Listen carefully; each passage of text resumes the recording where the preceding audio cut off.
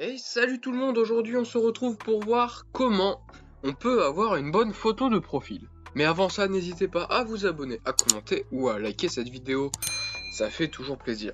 Déjà, il faut faire la différence.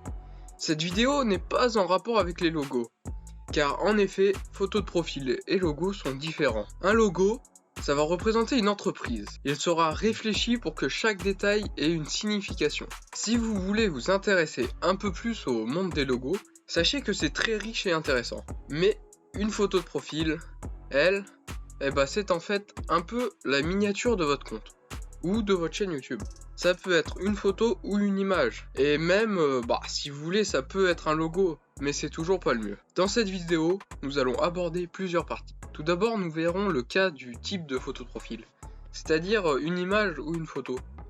Et enfin, nous verrons plusieurs sites et applis qui vont pouvoir vous être utiles. Si vous choisissez de faire votre photo de profil avec une photo, ce qui est très courant, il faut prendre garde aux dimensions que prendra votre photo. Donc ne faites pas une photo éloignée en vous mettant loin de l'objectif. L'idéal, c'est une photo qui va vous couvrir de la tête aux épaules. On préconise d'ailleurs de vous prendre en photo à 60 cm de l'appareil. Alors, je ne suis pas photographe, donc je sais pas trop ce conseil. C'est à vous de voir. Mais essayez tout de même de prendre une prise parallèle entre l'appareil et vous. Essayez de pas trop faire de plan vers le bas ou vers le haut. En effet, une photo de profil fonctionne mieux sobre. Mais attention, ça ne veut pas dire qu'il faut faire la gueule sur votre photo. Cela n'empêche pas un petit sourire, et bien au contraire. Mais à part ça, veillez à avoir une bonne luminosité, c'est très important, de préférence naturelle, mais aussi la qualité d'image doit être parfaite. Ça paraît évident. Personnellement, mon format de photo préféré, c'est juste une tête avec le sourire bien entendu, cadré de la tête aux épaules avec un petit fond derrière en dégradé, un dégradé de couleur radial ou en losange, qui contraste avec celle de votre photo. Ça, je trouve que c'est plutôt important pour attirer le regard. Maintenant, si vous décidez de la faire avec une image, ça reste à peu près le même principe qu'avec une photo.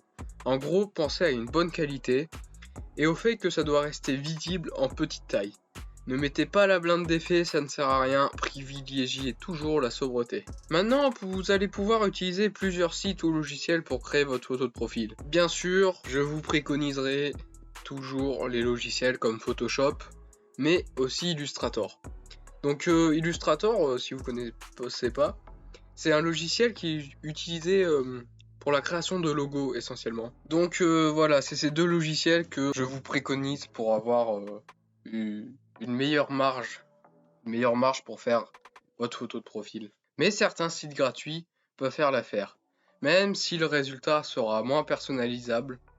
Par exemple Canva, qui je pense est le meilleur site en termes de prise en main, tout ça. Ou même un service Adobe qui existe également en ligne. D'ailleurs, PFP Marker est un autre site pour créer ses photos de profil. Perso, je trouve que Canva, comme je vous l'ai dit tout à l'heure, est le site le plus polyvalent mais aussi le moins compliqué à prendre en main. Ça reste donc un très bon moyen de faire ses photos de profil. Bon, j'espère que cette courte vidéo vous aura plu. J'espère que vous serez abonnés et qu'on se retrouve sur des prochaines vidéos. En attendant, je vous dis bye bye.